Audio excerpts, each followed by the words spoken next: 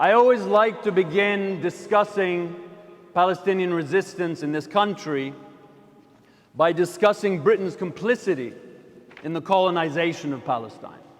As I'm sure you know, this was the country that first supported the Zionist movement to colonize Palestine.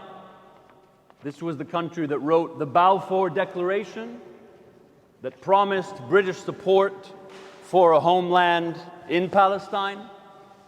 This is the country that trained and armed the Zionist militias that ethnically cleansed Palestine in 1948. And this is the country that continues to arm Israel and continues to provide diplomatic cover for Israel. So we have to understand that continuity to understand why pro-Palestinian activists in this country occupy a very specific role in the resistance. And one of the things that Israel also inherited from the British, aside from the architecture of colonialism, one of the most egregious policies that is called administrative detention. Administrative detention means the state can arrest you for no reason, you're offered no evidence, you have no access to a lawyer, you have no access to the charges against you. In fact, there may not even be charges against you. You have no access to the evidence against you.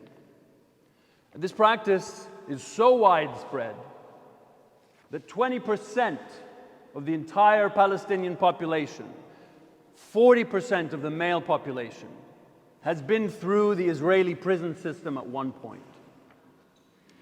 And what that means is something very unique for the Palestinian people. In this country, we're raised and socialized to believe that if you're arrested, you're a bad person. That if you're arrested, you've done something wrong. That you've made a mistake. But not so in Palestine. Palestinian prisoners are proud of the fact that they confronted the state and they won. No matter what the outcome of those cases, the fact that they've been arrested or the fact that they've been detained means that they have been victorious because the state fears them. And that's a great source of power and a great source of pride. In prison, Palestinians form new networks of solidarity. They learn Hebrew. They learn the culture of the occupier. They learn how to create networks across separate resistance groups that on the outside may have been enemies.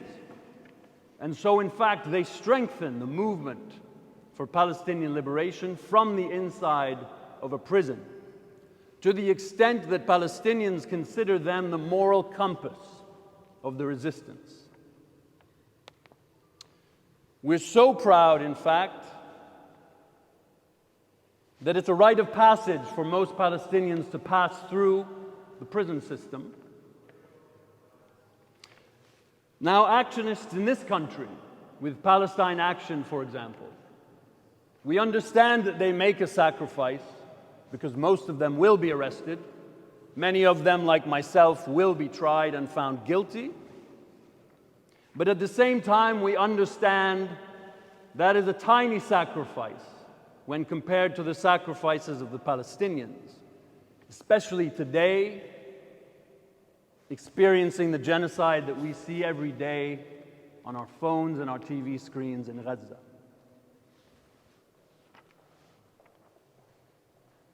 And it's for this reason that we use the phrase, "We didn't liberate Palestine, but Palestine liberated us." It's a beautiful phrase, but I think of it not only as a metaphor. I think of it in a very practical sense, because when you stare down a row of 20 or 30 policemen, and you see that they are the ones afraid of you, that they are the ones who don't know how to handle actionists who no longer have fear of the state, that is one of the most empowering moments of one's life. I've never felt stronger than that moment, surrounded by 6 or 8 police vans with 20 or 30 cops staring at me, wondering what to do, confused as to why I would be locked on in front of this office building, nervous to approach me. And I've never seen my relationship with the state in the same way since. So not only has the movement for Palestinian liberation freed me, but we also understand logistically that companies like Elbit Systems, one of the targets of Palestine Action, they not only create the drones that are killing Palestinian children every day, but the British state then buys those drones back from them. And the British state uses those drones to survey the English Channel for the world's most desperate people trying to arrive on our shores, asking for asylum. The British state envies the scale of Israel's surveillance system that Elbit Systems creates. A system where everyone is tracked, where everyone's movement is recorded in and out of every checkpoint. So the British state would love to have that level of control. And when we challenge Elbit in Israel and Palestine, we also challenge the British state's surveillance here.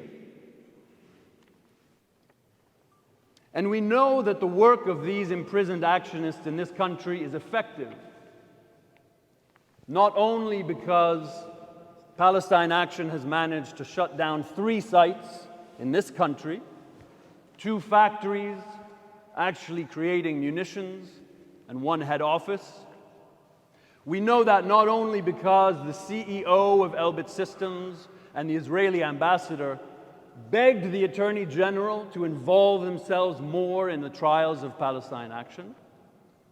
And we know that not only because last year Elbit showed negative revenue for the first time in the company's history,